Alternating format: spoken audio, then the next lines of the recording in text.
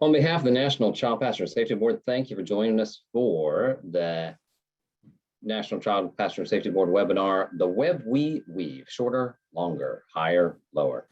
I'm Justin Young, the Public Safety Law Enforcement Representative of the National Child Passenger Safety Board. I'm glad to have you with us as we explore some common questions related to webbing. We plan time to answer questions at the end of this presentation, so please utilize the Q&A box throughout so that we can better keep track of them. Some reminders for child passenger safety technicians in attendance. This presentation qualifies for 1 CEU. In order to earn that CEU, attendance on this webinar is required for at least 45 minutes. Proof of attendance will be emailed 24 hours after the conclusion of this webinar. As a reminder, attendees are requested to not participate in this webinar if you are operating a motor vehicle. Webinar will be recorded, and you can listen to the recording when you safely arrive at your destination.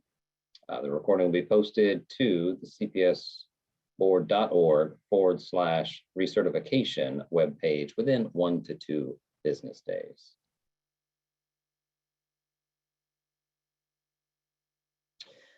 So our presenter today is Denise Donaldson, owner of Safe Ride News Publications, and she is runs a CPS program through Seattle Area Hospital. She founded in 1996. She's been a child passenger safety technician instructor since 1998, and wants you to know that she currently serves on the National CPS Board, but this webinar was developed independently of her work on the board.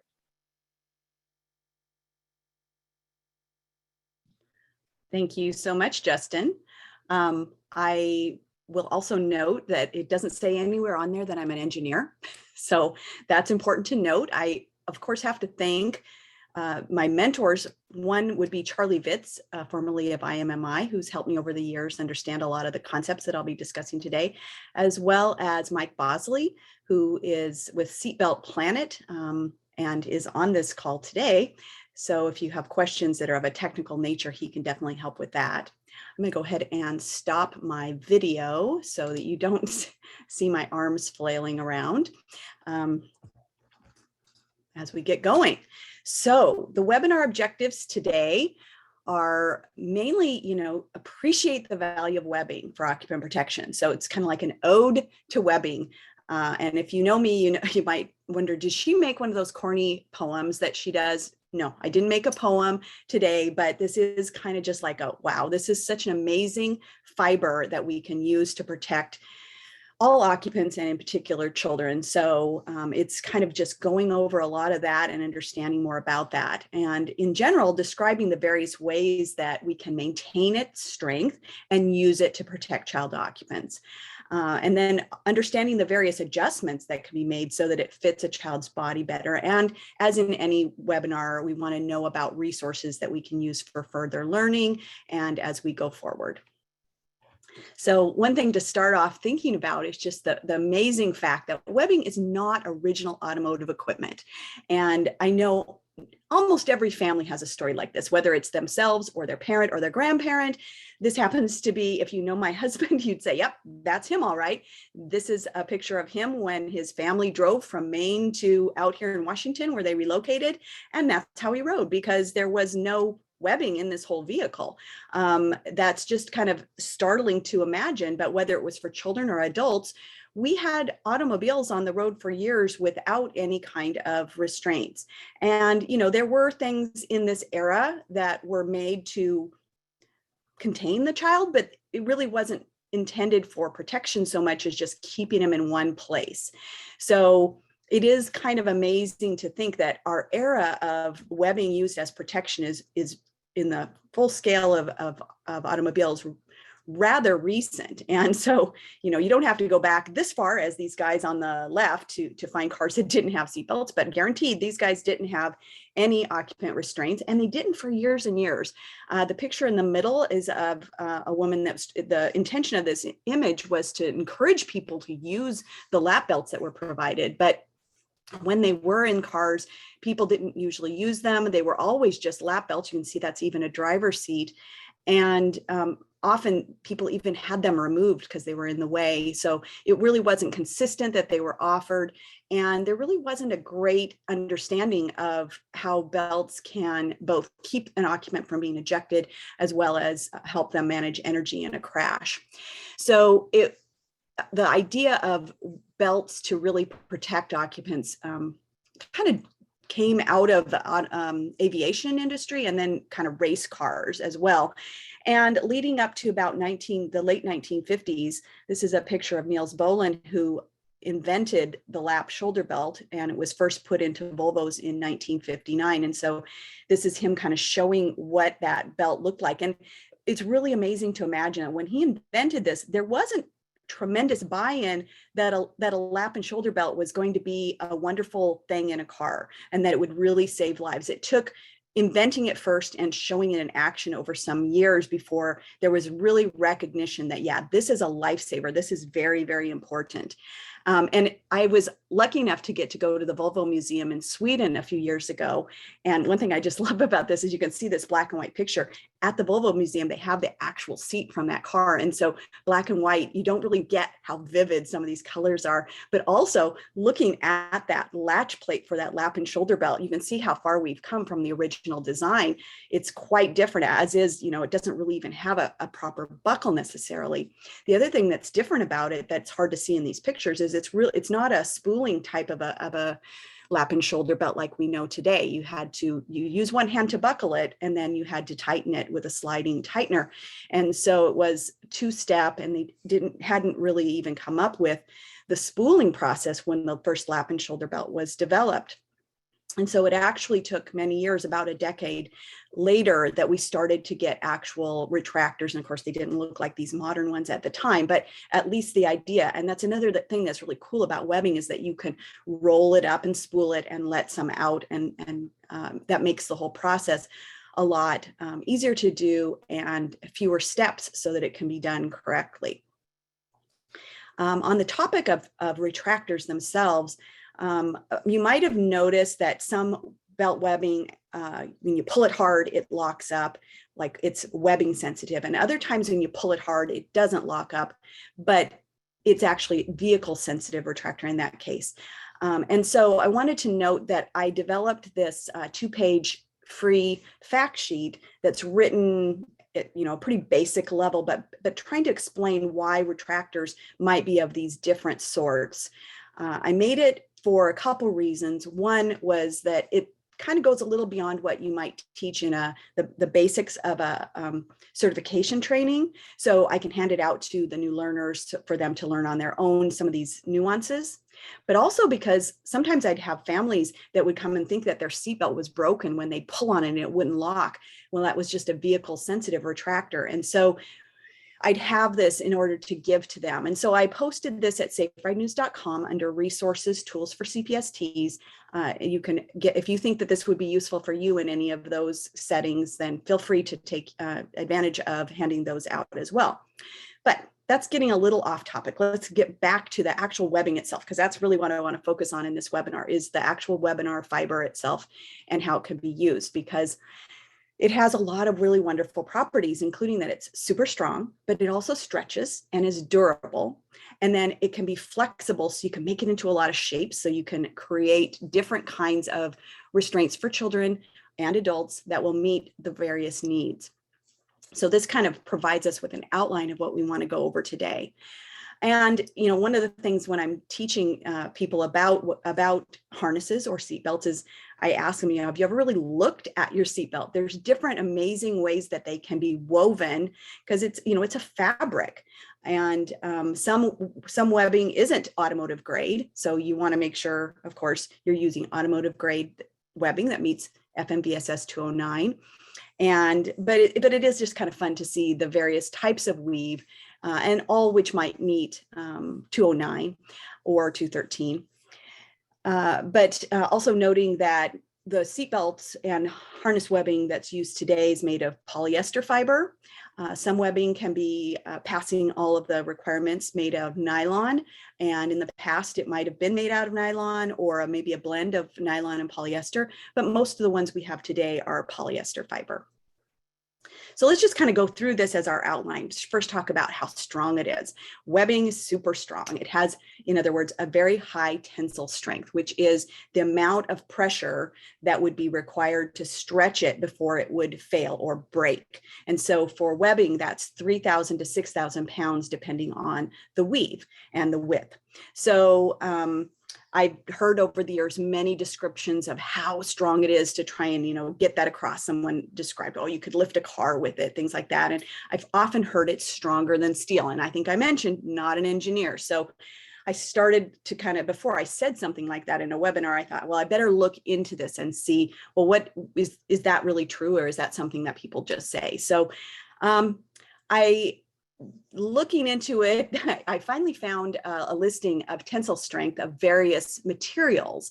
And so, again, not an engineer, but looking over that comparison sheet, indeed, yes, it looks like webbing is stronger. There's a whole bunch of different kinds of steel, by the way, but even among all the different kinds of steel, automotive grade webbing can actually be stronger than steel. So, which is really great. And not only that, for use in automobiles, there are requirements for it to stay strong using over normal use. So looking just at FMVSS 213 for our car seat, our webbing requirements for either installation webbing like latch straps or tethers, or restraining webbing like the harness system. There's requirements, I won't go through all of this, but basically there's requirements for it to be very strong when it's new, but also requirements for it to be plenty strong when it's abraded, meaning it's been roughed up a bit, when it's exposed to UV light, which can degrade materials, and when it's exposed to microorganisms, like a lot of gunk, like things happen. So that we are ensured that the materials used in webbing are strong enough, even after they've been used for a long time under normal wear. And you'll want to see, like in the picture, that it's going to say that it meets 213. If it's a seatbelt webbing, it says it meets 209.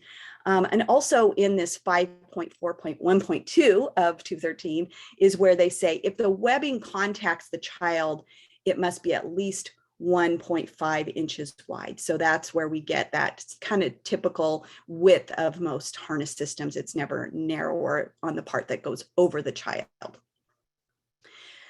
We also have the backup, of course, if some webbing is put into a car seat that isn't strong enough, then NHTSA might do a recall, which that actually happened last fall on the Nanny a Baby Ride car seat. There was a recall that regarded the webbing in this part of the adjustment strap. And, it's kind of interesting when you think about it, that's that narrower piece of webbing. It didn't meet the strength requirement. And you're like, well, interesting. Why would that be necessary? Well, when this part of the webbing is out here, it's not really part of a crash force that doesn't have to hold the child. But as the child gets bigger, more of the webbing is, of course, pulled into the back behind the locking mechanism. And while it's on this side, the B side of the locking mechanism, then yeah, it would be part of a crash force and it would need to maintain that strong enough tensile strength. So this is just an example. It is not typical that there are recalls on this, but there is monitoring to make sure that we have adequate strength in all of our webbing that's used on car seats and in seatbelts. So it's also cool that webbing will stretch, of course.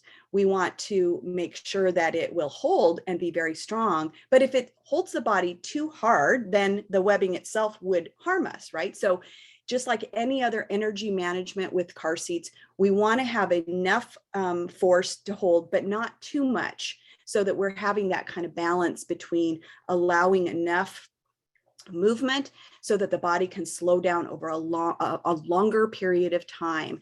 And so there is a certain amount of elongation allowed when it's applied, when enough pounds of force, 2,500 pounds of force is applied, but it's so that it will stretch and give. So in other words, a car's not a roller coaster, right? In a roller coaster, we can have these metal bars that hold us.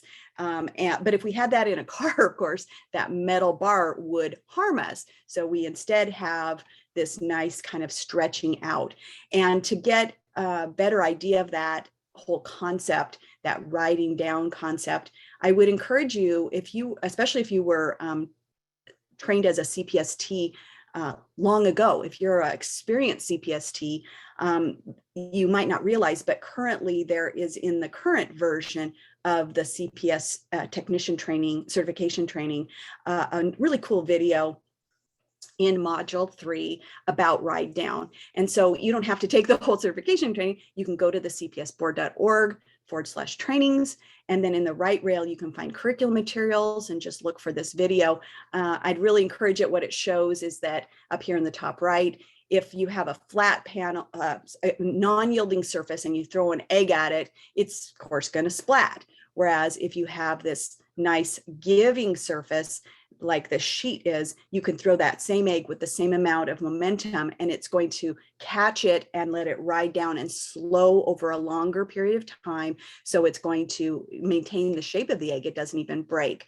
And so the video is really good. It gives you all sorts of other ways to kind of describe to caregivers why it is so important to have this ride down effect. And bringing it back to webbing, you know, this is true. This kind of has a look of an airbag. So that would be one example, though. You know, an airbag is going to do that same kind of thing, but so do every other part of an occupant restraint. So whether it's the flexibility of the car seat shell or the load leg that you've employed or the webbing, that kind of stretching and allowing the body to slow gradually in a management of the energy is what's so important. And so just to wrap up though, on its webbing is strong, but it will stretch to help us ride down forces. But we also want to make sure that we're gonna route that webbing properly over the part of the body that it was meant for. So whether it's a car seat harness, or in this case, showing the seatbelt webbing, we always want to make sure it's going over the bones that it's intended to, and not going over soft tissue, because it's strong and, you know, it will give, but you want it to be going over those proper parts of the body so that it's going to help protect us and not cause any harm. Okay, so lastly, it's also property-wise, it's very durable, which is really important too. So there's a lot of ways that it's durable. One thing to consider is that because it's woven so tightly, it can naturally meet the flame retardancy standards. So in other words, they don't have to coat a seatbelt webbing with a bunch of extra chemicals for it to meet those requirements that all things inside a vehicle have to meet for flame retardancy in the standard. So that's pretty nice. It also stays strong despite being exposed to really a wide range of temperatures, right? If we close our car up on a hot day and leave it, you know, we know how fast it gets hot inside a vehicle, and the seatbelt is experiencing that high temperature as well as a lot of low temperatures, and it can go back and forth and still maintain its strength. Also, as we already discussed, both 209 as well as 213 require the belt to not only be super strong when new, but also after being exposed to a lot of repetition of abrasion.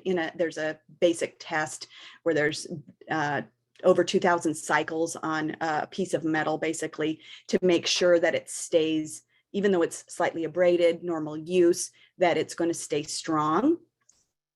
And then also same for, there's a very specific test for exposure to UV light, as well as a test where you actually put it under dirt, you know, and bury it and then clean it and then test it again, and it has to stay strong. So these are all, there's a threshold that they have to meet the standards. But I should also note that the manufacturers themselves, they really do extra testing in this way. So they're going to get, the manufacturers of car seats are going to get their webbing from the maker of the webbing, who test it themselves. Once they send it to the manufacturer of the car seats, they take some of it and they test it again.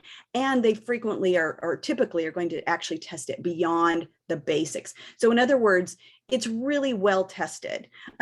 And however, there are things that we do have to watch out for, because sometimes we use the webbing in ways that go beyond what would be considered normal. So we have warnings like this one I found in an owner's manual that says a frayed or torn child restraint belt could rip apart in a collision and leave your child with no protection. So you definitely do want to look out for these kinds of abrasions. So while it has to be strong and it's going to hold up really well, you do want to look out. I mean, especially for something like this on the edge that looks like a bite's been taken out of it, but even places where it's folded, where it's gone through this mechanism in a fold and over time, back and forth, we have this kind of translucency that's developed. So these are things to be concerned about. And you know, if you're not sure how bad is bad enough, you can take a picture of it and send it to the manufacturer.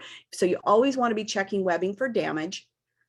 And in these two pictures, you know, here, this is from a school bus. And if you go up and down, if I had a longer picture, there were these marks all the way up and down, which the person at the school bus facility assured me wasn't by accident, that a child probably did that.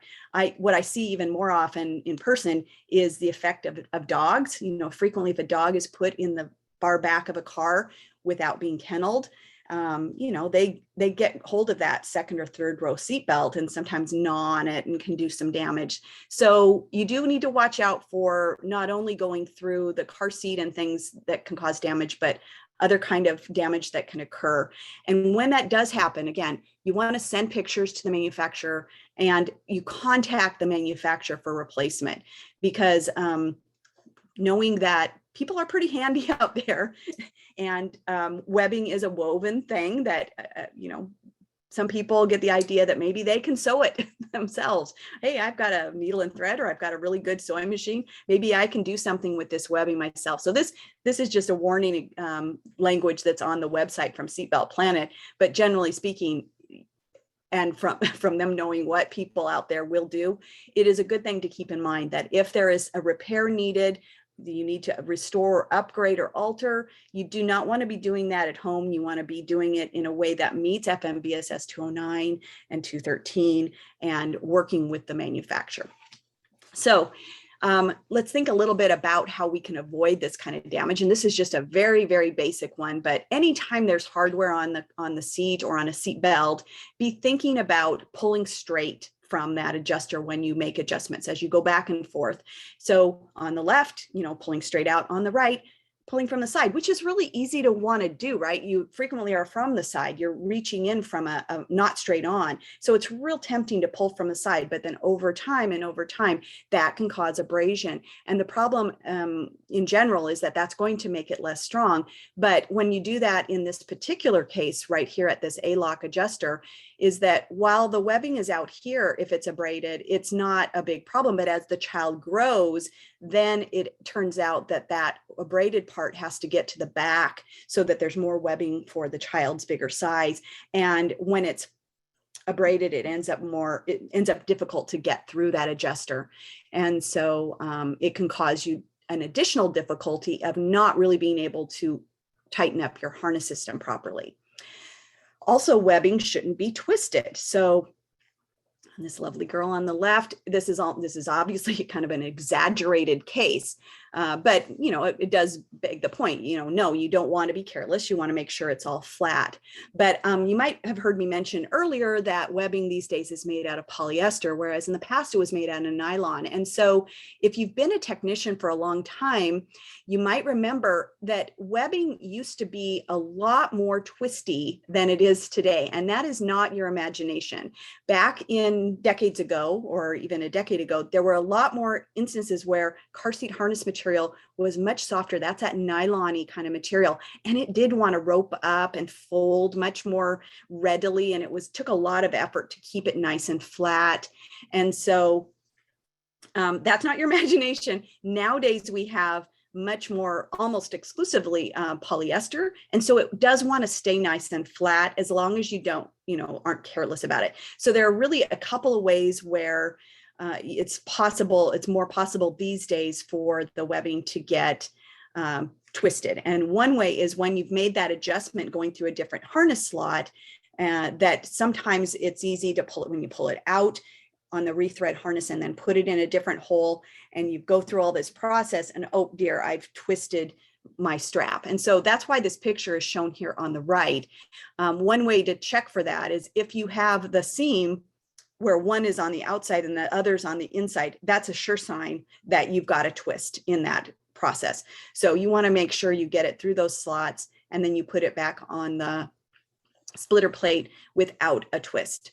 The other way that it's really common to have a twist these days is when a caregiver has done an adjustment to the harness or has taken it apart for whatever kind of cleaning purpose. And when they rethread it, it ends up looking like this. And I always feel a little bit like this is understandable in a way, because it kind of does look like it's nice and straight going through here. But really what this does is it makes a twist.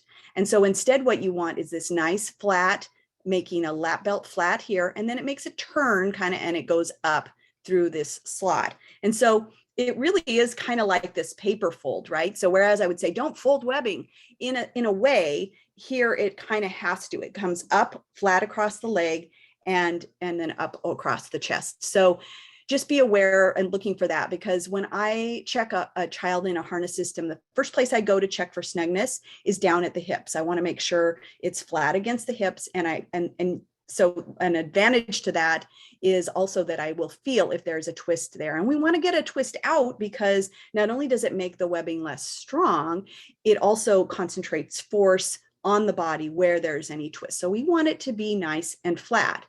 And so basically you see that the latch plate kind of faces inward on the seat. So when you need to change a latch plate, when that is your problem, it's not something where you have to take apart the whole car seat harness. You just have to flip the latch plate. And this would be true for a seat belt as well as a harness system. But just to go through the steps, and by the way, you can find pretty good YouTube videos on this as well. But the basic steps are, you're going to want to start with the latch plate as low as you can. So in this picture, that's down in the seat. On a seat belt, same kind of thing. You'd slide it way down. And so this one is backwards. I want to get it facing the other way. And so the first step, get it low. And then I do I fold over the edge and then start kind of with a fingernail to get it into the slot. So it gets a start. So once you get that start, then you can start pulling the latch plate upward while you continue to make that fold. So that's why we want to start over here as low as we can go, because we want a lot of we want to have plenty of runway to kind of pull it up as we slide it through and ultimately have it the right direction. So this is a fairly simple adjustment to make without having to rethread the whole harness system. On most latch plates, there's plenty of space here to make that run right through. It's a little harder on some seat belts because the opening, the webbing is thicker and the opening is smaller, but the same principles would apply. So we also want to keep our webbing clean, following the instructions that are allowed for cleaning. So it's kind of a balancing act, right? We don't want to let it get all grimy, and we want it to keep functioning properly. And also stuff happens that's just gross and you need to clean it, but we do need to clean them following instructions, because chemicals can damage the harness system, so or can damage webbing. So we want to make sure that we do it right. So these are instructions from the Graco FAQ page at gracobaby.com about cleaning harnesses specifically. So they're going to mention the important points about choosing a mild or gentle soap. You can also use wet wipes that are mild and gentle, and they're going to give you specific instructions about how to do it using each of those. But also pointing out, they don't want you to use anything hot like a hairdryer or an iron to try and dry it. They don't want you to immerse the webbing into water completely. So you're just spot cleaning. And of course, not to use those chemicals that I mentioned or scrubbing agents that are going to abrade the webbing. So I note that this is from the FAQ page though, because if I go to the Graco owner's manuals, I went to several of the most recent ones. This is the instructions in the manual for harness cleaning. So note, right off, you can see it's much, much shorter. There's a lot less detail than what's on the website. So it says, if you're having a problem and it's heavily soiled or frayed, you can contact them to get a new one or get advice. But I would also say probably go to their FAQs, and generally, not just Graco, this is what I'm using as an example, but generally go to the website and check for further instructions, because sometimes they can augment what's actually in the owner's manual there. There's also, of course, being 2022, we've for a couple of years had a lot of interest, not just in cleaning, but in disinfecting. And I'm sure most of you have heard in general, you want to still follow the cleaning instructions. And if they don't give you permission, which they nearly never do, you don't want to use any kind of disinfecting agents. The one exception that I found is Evenflo. If you've heard Sarah Haverstick speak about Evenflo products for the last year or so, you'll seen this slide in which she describes that you can disinfect Evenflo car seats, just that brand, using 70% isopropyl alcohol. Again, not soaking it, but just spraying or wiping the surface. And that is allowed.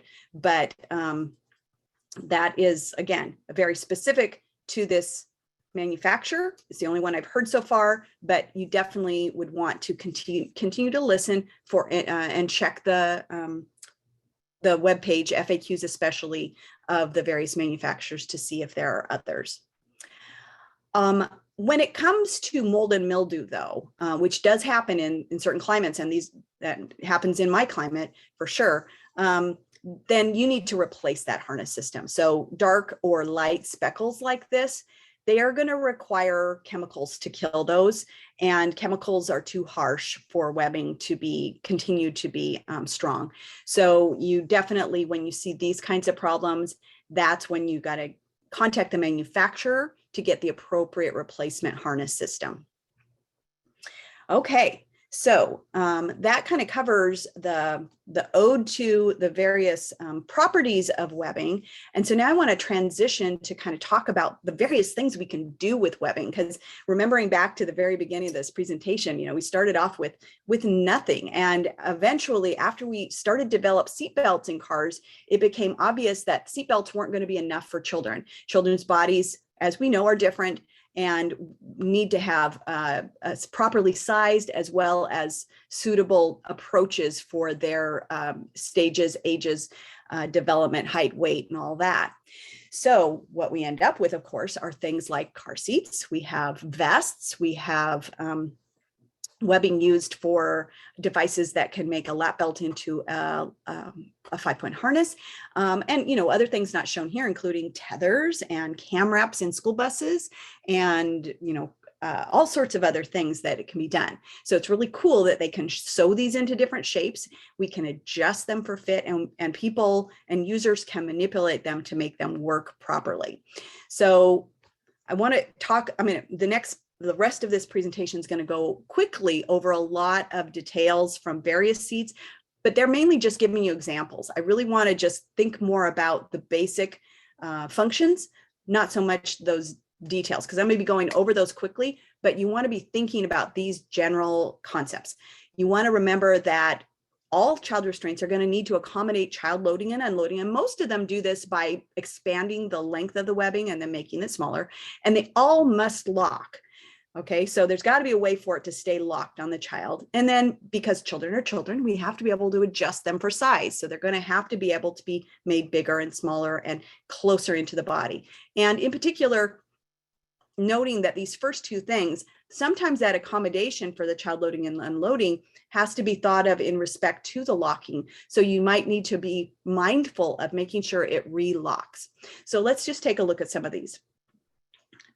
Starting with our lovely basic A-lock adjuster. And I put basic in quotes there because back in the day, this wasn't basic. This was high end. Only the nicest seats had this central front adjust.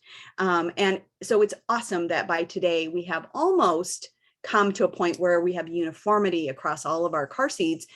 This is not a standard requirement, by the way. It's not part of FMVSS 213. This is just something that over time we have been fortunate enough to have, which is great because it's going to allow us to tighten our harness system so we can slide the strap forward. When we want to unlock it, we just push down and we can pull the webbing out.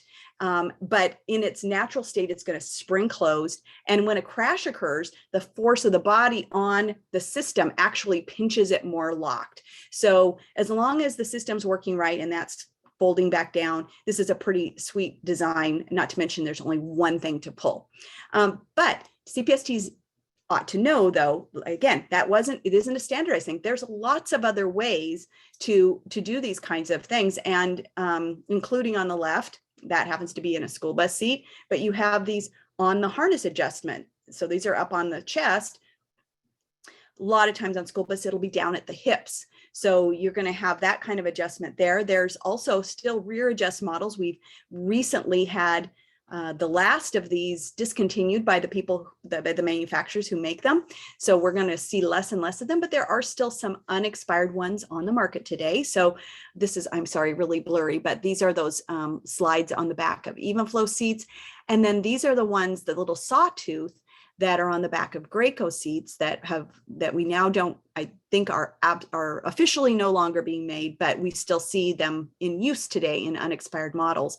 And so I wanted to really show this one too, because when it's laying flat like this little piece slides and it stays locked. The pressure of the body would actually pinch it and keep it to hold. But if you want to loosen it like I am here, you just slide this up and it opens it up so that this part here isn't pinching anymore, and you can loosen it up. You do have to be really careful after you do that it hinges back down to flat. And really in the most recent of the now discontinued, but more recent models, they would actually say to thread them through this back piece so that they kind of stay flat and in a locked position when you're not trying to adjust them.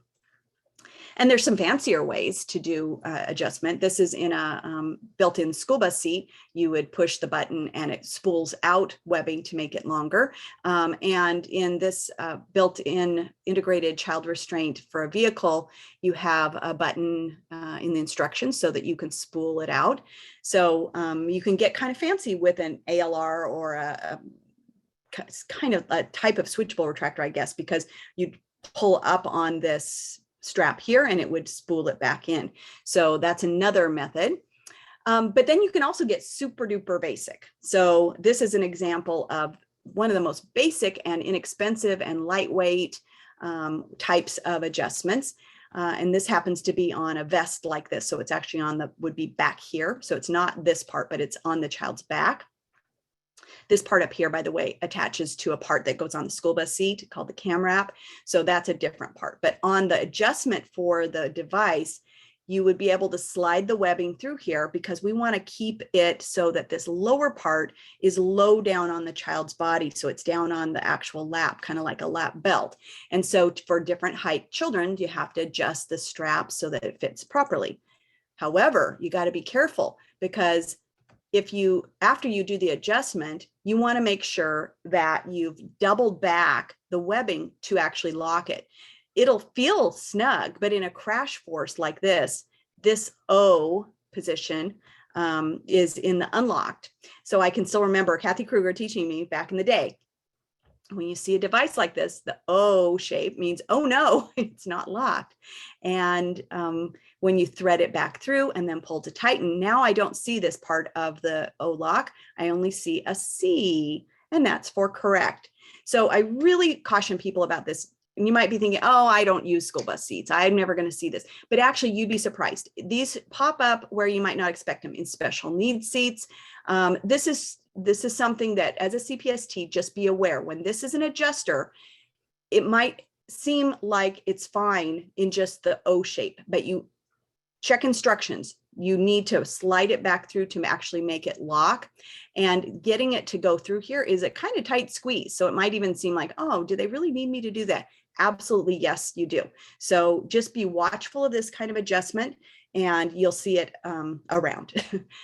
All right, and then lastly, we want to talk about the fact that children grow. And so that comes to that part of the subtitle of this webinar, which is longer, shorter, higher, lower. We want to make sure that the seats can be made small enough to snug in on the small enough occupant and fit bigger occupants as well. And that's especially going to be true when the same smaller child uses the same seat when they're a bigger child.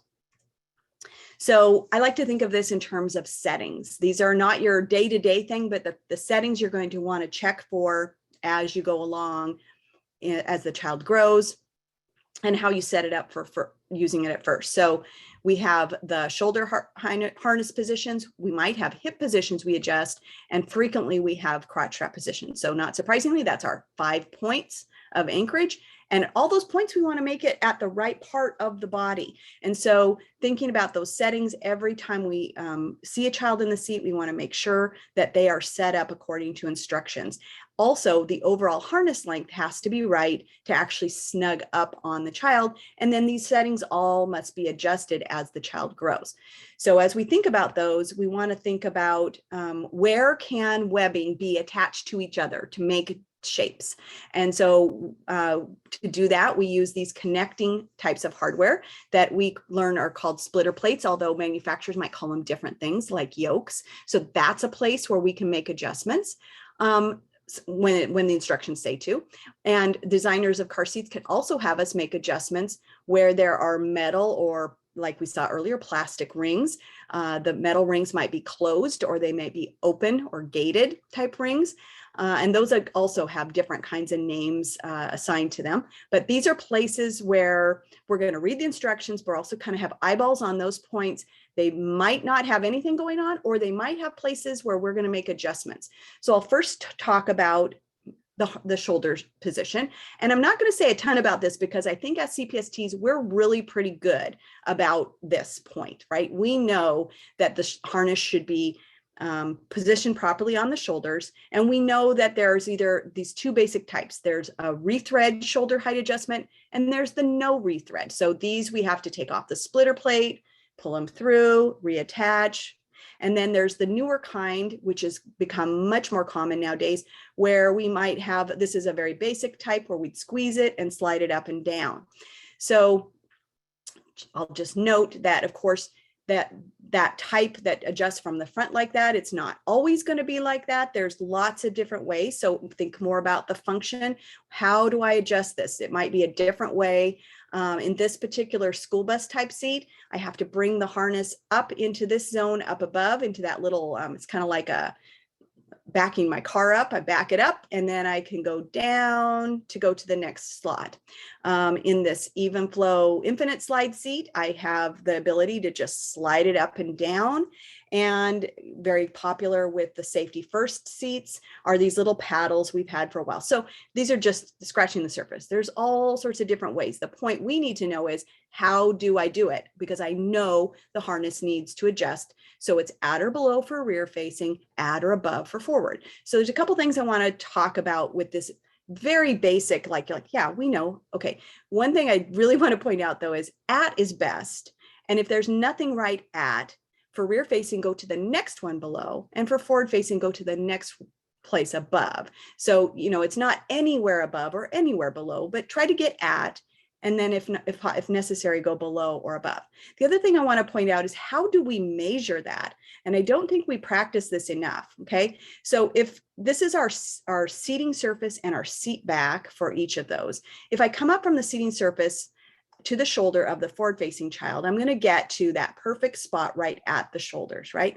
But if I come up from the seating surface and go on the child rear facing and do it the same way, I'm going to get a spot that's much too high, right in that don't do zone. Okay. So instead, what I'm supposed to do is go perpendicular to the seat back, which is sloped, right? It's reclined. So I want to go perpendicular to that to make it actually. So if that child were to be set up, you see it's the same measurement. You just need to know that it's being perpendicular. And that's a long word. And I know I hate to throw out geometry to people, but they really need to know that when they're testing, don't go in parallel to the ground, go in perpendicular to the seat back. Okay, so moving on to, I won't talk a lot about hip straps. Not that many car seats adjust at the hip, but do watch out for it. This is a really popular car seat, the Evenflo Light Max. Also other models by Evenflo, like Safe Max, same thing. They're going to have 3 different slots for different hip positions, and we want to adjust it based on the size of the child, small, medium, and large. And I got to hand it to them. They really made a lot of nice photos to show you what that's going to look like on the top, on the bottom, with the pad on, with the pad off. So there's a lot of adjustments that you can make there. So just watch out for that. It could be more popular in the future. Then the buckled strap position, like I mentioned, I think that people maybe don't recognize enough that is also a place where adjustment needs to occur. And that's going to have an effect not only on how well the harness works in a crash, but it's going to keep the child positioned properly to be safe at the point of a crash and during driving. So you really, really need to make sure you're following instructions about buckle straps. Can they be made longer, shorter, in or out? Some of them, even in both directions, can be moved. And then what are the specific rules? Are they by weight? Are they by child fit? Are they by mode? So again, I'll show you a few pictures, but we won't have enough time to really absorb the exact instructions. Be aware that you do need to check those instructions. So here's the most basic one, and I bet everybody's familiar with this. And I'm just using one example of the Century Carryon, but it's in lots of different ones. And that's where we have different slots, and we have that metal stamping or that O-ring that just slides. You pull the whole works out, and then you slide it in the other slot. So this is our most basic one, and you really need to follow that. There's other methods though too. So I love, Kiko has the Next Fit, has this really cool just a little door, and you just flip it forward or flip it back. So that's pretty basic. And then this is having these kind of channels where you can have either 3 or sometimes 2 different slots. You just slide it through the middle of the I channel and then reset it. So you got to make sure you definitely get it going the proper direction. It's not like stuck in between slots, but going in the right channel. So you can see there's lots of different models. This is just a few examples that have it. And then buckle straps also can be adjusted up and down as well. So back to that example of the very basic one where the O-ring goes through the slots, many of those models, if used by a small baby, so in this case, Evenflo Embrace 35, it says for babies 8 pounds or less. Others are for even smaller babies, but you can actually bring it underside and slide it back through one of the other slots, and then that shortens it down. I won't have time to go into a ton of detail on this, but I would also urge you to check out Baby Trend rear facing only car seats, because for literally over a decade, they've had the same kind of adjustment for the crotch strap. And these images are from the instructions, of course. They call this point here the buckle ears, and they want that to be at least 1 inch to 1.5 inches from the child's thigh. So when the child's thigh grows longer or bigger around, you need to actually add length to the crotch strap.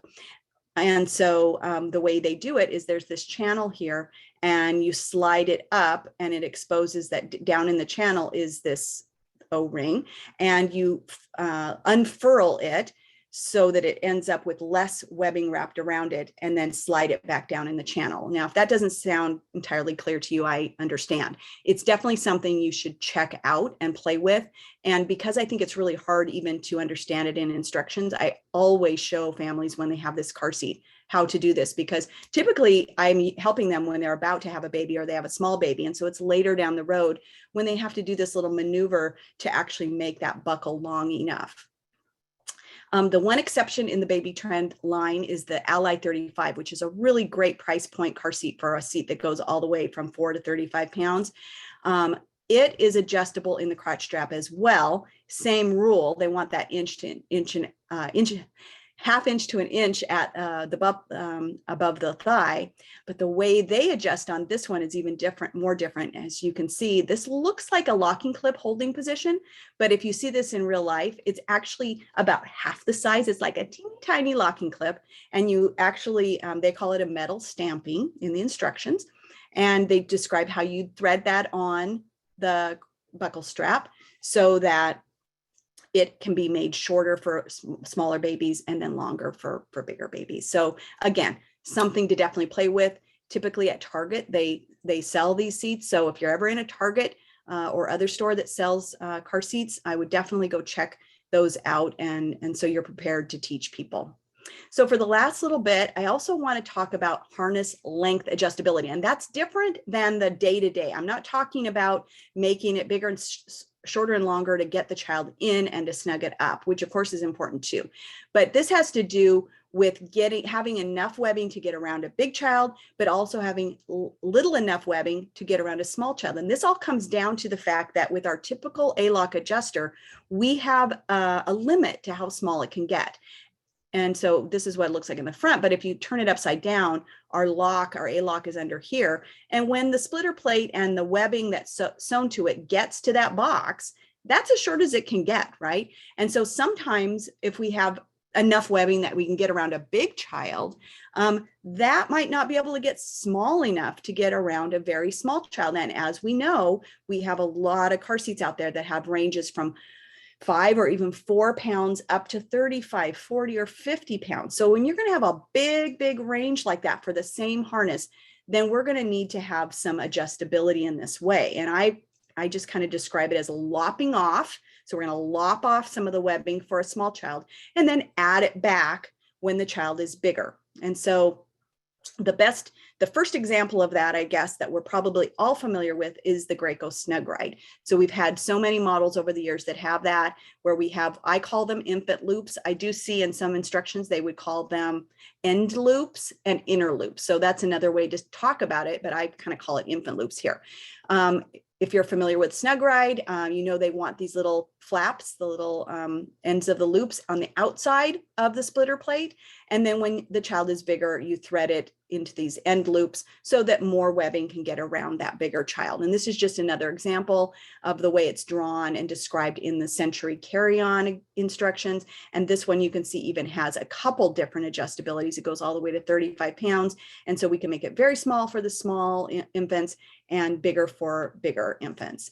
Other manufacturers also have this, and you'll notice if you look in the instructions, the drawings might be all that tell you, but in this case, those end loops they want them on the inside. So it's important to check what the instructions say. So on this Britex Be Safe, here with that baby trend ally I talked about before, they have 2 levels. And when you're using it in this first smallest level, you are actually to fold over the end loop. And there's some Velcro there. And so it tucks it away on the back.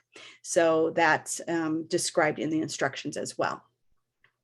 Don't be fooled that it's only for rear facing only seats, because this is really quite common on the bigger convertibles as well. Because when you think about it, when we're going to start with some of those very small and go to a big child, might be 65 pounds, we even have this very long extra strap that we might have to loop off. And in this Graco MyRide 65 example, using the loops and which one to use is based on which shoulder harness position is used. So rather than whenever, they're going to give you specific times when you should have it threaded in different ways. And here's just another example of an Evenflo model that has a similar type of system. Another place, though, that those examples are all making that lopping off at the splitter plate, but that can also happen at the hip strap as well. So the Costco Apt 40 rear facing and the Apt 50, which are real common seats for distribution programs to use. In that case, they actually tell you this person is using a screwdriver. It's actually stated to use a screwdriver in the instructions to pop out this metal O-ring from its holding place and to bring it through here. And that pulls in some of the webbing so that the overall webbing is shorter. So this is not an adjustment for where the hip strap goes like that Light Max I showed earlier. This is actually a method to lop off some of the webbing so that it fits when the child is using those lowest shoulder slots when they're a very small child. So most distribution programs would need to actually help to do this, because if it's being used by a small child. And then of course, remembering to add it back later so that it fits over the bigger child. And Britax Clicktite convertibles have a similar type.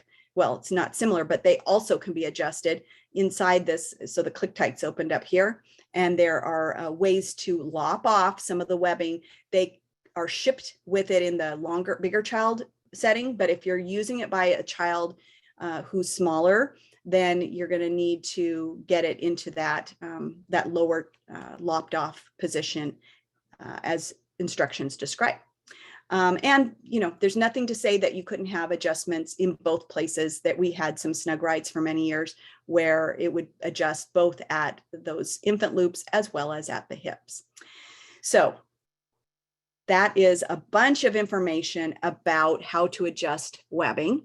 And I hope I understand that's a lot of things to go through in terms of actual instructions, but really the important thing is to remember those concepts, that we're really trying to remember all those 5 points and making sure they're fitting properly on the child. And as the years go by, we have such better ability to make those adjustments happen because the manufacturers are constantly designing better and better car seats. So make sure you're following those instructions so they fit.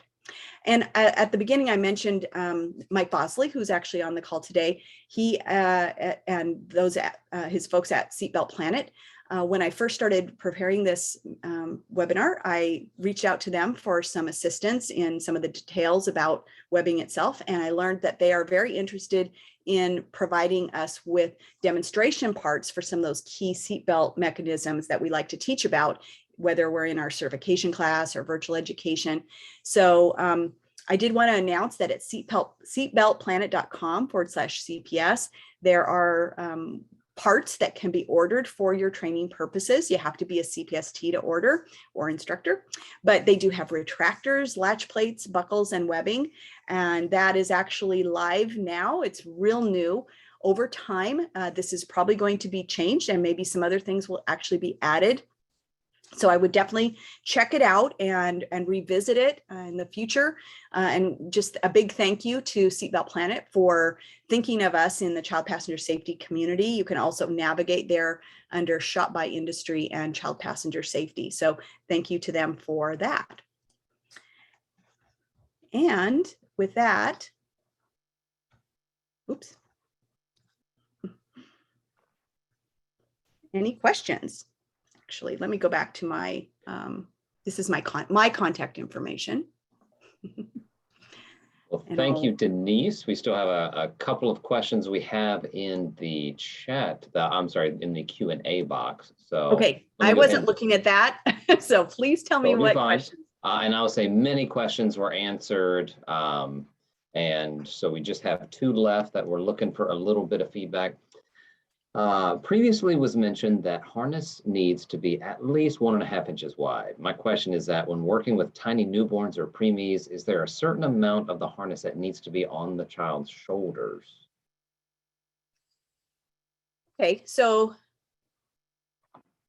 I think the question is more of an observation, right? The observation is 1.5 inches is wider than a newborn infant's shoulder, and that is a fact. And when I teach about harness use to caregivers, I point this out to them, and I think the inclination is for them to want to keep that edge away from the child's neck. But in fact, what you really have to do is keep that in close. And their main job is to have those straps find the shoulder. So the direct answer to the question is no, there isn't a particular thing that says what portion of that 1.5 inch has to be on the shoulder. You want to get as much of it as possible on the shoulder. And so we're going to want to take out anything that gets in the way of that. So whether that's the hoodie or the overalls or the big bunting that's on the child or the coat or anything else, we're going to want to make sure that those straps are coming as close to the body as possible. And if the edge of the webbing is against the neck, that's actually okay, but let's bring the clothing just a bit of the clothing up so it doesn't chafe. Nobody wants a chafed neck, but you can't be pulling it off the shoulder in order to keep it away from the neck. It needs to be in close. Some car seats, as we know, come with a nice pad with a soft edge that can go there. Too often I see those down at the front of the body. Those need to be brought right up at the top. So they're kind of like epaulets on their shoulder, pushed way back. So they're doing the job of being against the neck, which is the purpose of them being there really in most cases. Okay, so I hope that helps. Thank you. Next question. How do you keep it from twisting? I'm talking about the harness at this point. How do you keep the harness from twisting? I think this is when we were talking about down by the hips. Keep it from twisting and still stay tight. It was the worst with my daughter. So I don't know how old your daughter is, but I'm wondering if your daughter is older to like my daughter is, because it was the worst for my daughter too, because that back in those days, we had a lot more nylon in the webbing and it really did want to twist up a lot. Nowadays, we have mostly all polyester webbing and that fiber isn't as pliable and it wants to stay flat, which is why I really focused on actual twists that we might introduce into the webbing when we're doing adjustments. But generally speaking, it wants to stay flatter than it did in the past. However, yeah, so what I talk about webbing having a memory, right? So the best advice is to start right off the bat with it flat, always keeping it flat, making sure you don't start a twist, because once it starts to want to twist or fold, then it keeps wanting to do that. So I'm always running my finger from the hip and making sure I keep it nice and flat, because otherwise it gets a memory. And then when I'm teaching about that, I always have to also add, remember we said, don't apply any heat, don't iron it, because once it starts to fold up, people who would never iron their clothes will get out an iron and they'll take their harness and they'll iron it. And so I always have to go there. People kind of laugh when I say it, but you know what? If I don't say it, someone's going to grab an iron and try and iron their webbing. So instead, what you want to do is follow the instructions for cleaning and maybe put it between towels and put a heavy object on it so that it's laying flat, but not applying any heat. And if it really continues to want to rope or fold up, you might even need to replace the harness, because when it comes from new, it's nice and flat, and newer harnesses definitely are more cooperative than older ones. Thank you for that answer. We have a few more questions. However, we've hit the end of our hour. So the good news about how we do Zoom is we're going to be able to keep track of all these questions, and we can still get answers to those who are asking them. But as we sign off, want to make sure you know that we have a few more. Denise, if you could hit the next slide, we should be able to see some of our upcoming webinars. Oh, first, we're going to talk to you about nominations.